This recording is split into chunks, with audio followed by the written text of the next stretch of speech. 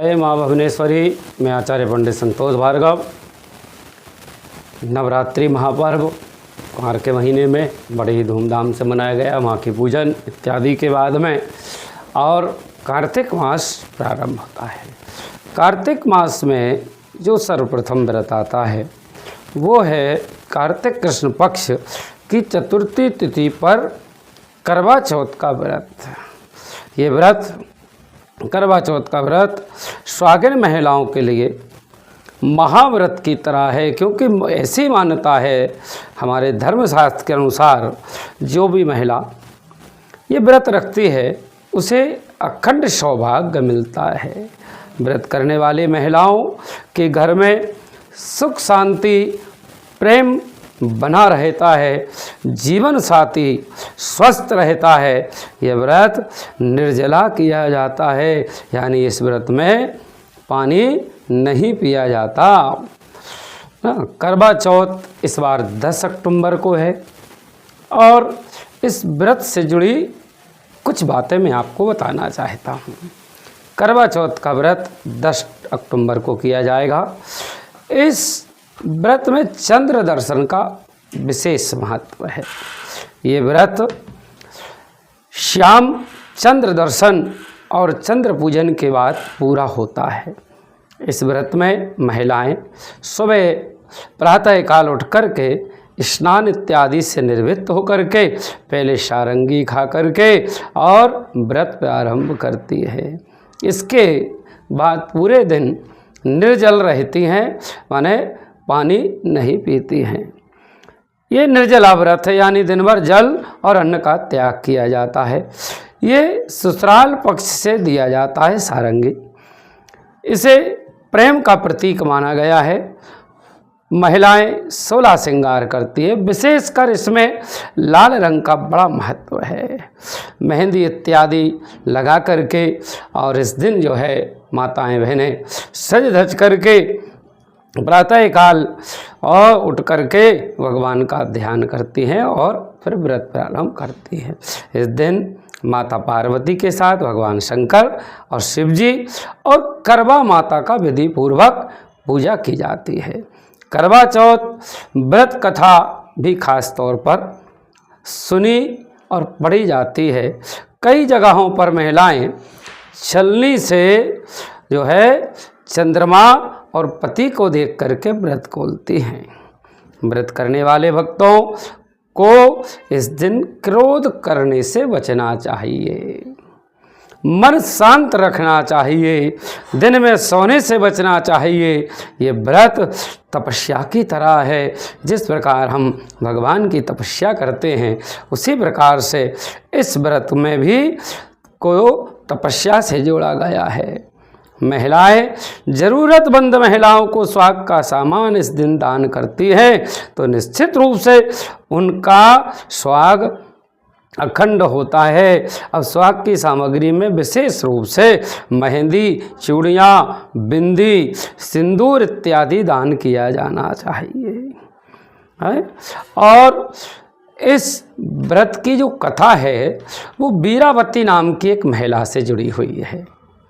कथा के मुताबिक वीरावती एक बनिया यानी साहूकार की इकलौती पुत्री थी और इसके भाइयों के बीच में जो केवल एक ही जो है बहन थी। इसने अपने पहले करवा चौथ का व्रत में दिन भर भूखी प्यासी रहकर उपवास किया। शाम होते होते जब भूख प्यास से बेहोश होने लगी तो उसके भाई उन्होंने वीरावती को ऐसी हालत देख करके, व्याकुल अवस्था को देख करके, अपनी बहन की उस अवस्था को देख करके एक झूठा चंद्रमा दिखा करके बहन से व्रत तोड़वा दिया। व्रत में छल करने से उसके पति की मृत्यु हो गई। अब दुखी वीरावती ने देवी माँ से क्षमा मांगी, मार्गदर्शन करने की प्रार्थना करी कि माँ मुझे अब इसका क्या प्रायश्चित करना चाहिए। माता ने उसे फिर से विधि पूर्वक जो है व्रत करने का निर्देश दिया, जिस व्रत के प्रभाव से वीरावती का पति उसे प्राप्त हुआ। यानी यह व्रत हमें सिखाता है कि इस दिन हमें छल नहीं करना चाहिए। झूठ नहीं बोलना चाहिए, अधिक से अधिक जो है भगवान के नाम का जाप करना चाहिए। अब इस पूजा से जुड़ी हुई कुछ विशेष बातें, जैसे सर्वप्रथम तो आप ये जान लें कि यह व्रत 10 अक्टूबर 2025 शुक्रवार के दिन है। पूजा का जो समय है वो भी नोट कर ले। समय पूजा का जो रहेगा शाम 5:45 के 6:55 तक रहेगा। इस दिन चंद्र दर्शन रात्रि को 8:15 बजे होगा, 8:15 पर। कार्तिक माह कृष्ण पक्ष की चतुर्थी तिथि का आरंभ 9 अक्टूबर को देर रात 10:54 से प्रारंभ हुआ। कार्तिक मास के कृष्ण पक्ष की चतुर्थी तिथि का समापन 10 अक्टूबर शाम को 7:38 पर हो जाएगा। लेकिन उदयात तिथि चतुर्थी की 10 अक्टूबर को है, इसलिए 10 अक्टूबर को सभी महिलाएं इस व्रत को विधिवत पूर्वक करेंगी। अब जो महिलाएं व्रत रखेंगी वो व्रत खोलने की विधि भी समझ लें। महिलाओं को सर्वप्रथम शाम के समय, पूजन के समय चंद्रमा को अर्घ्य दें पहले, फिर एक थाली में दीपक, रोली, चावल और पूजन सामग्री और एक जल का पात्र रखें। चंद्रमा को अर्घ्य देते समय ओम सुम सोमाय नमः, ओम सोम सोमाय नमः या ओम चंद्रमसै नमः इस मंत्र का जाप करते हुए चंद्रमा को अर्घ्य दें। फिर पति के हाथ से जल ग्रहण करें। चंद्रमा को अर्घ्य देने के बाद अपने पति के हाथ से जल ग्रहण करना है, फिर मिठाई या फल ग्रहण करना है और इसी व्रत के खोलने के पहले माता